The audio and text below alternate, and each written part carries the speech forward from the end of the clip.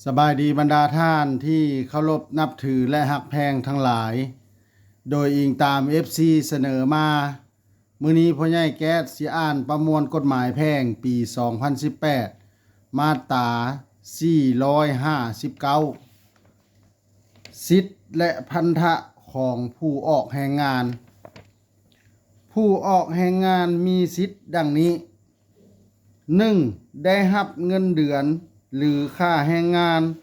สวัสดิการและนโยบายอื่นตามสัญญาแรงงานและหรือกฎหมาย 2. ได้รับการพักผ่อน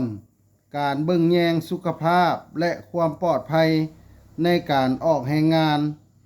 ห้องขอต่อว่าและอื่นๆ 3. ยกเลิกสัญญาแรงงานตามที่ได้กำหนดไว้ในกฎหมายว่าด้วยแรงงาน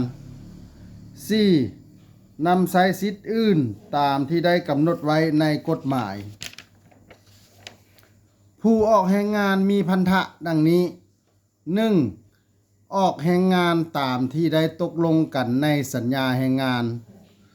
2. ปฏิบัติหน้าที่ด้วยความรับผิดชอบและสัตย์ซื่อ 3. ปฏิบัติพันธะอื่นตามที่ได้กำหนดไว้ในกฎหมายถ้าถึกใจให้กดไลค์กดแชร์กดติดตามพ่อใหญ่แก๊สแหน่เด้อถ้าอยากให้พ่อใหญ่แก๊สอ่านกฎหมายหยังมาตราใดให้บอกมาเลยเด้อขอขอบใจ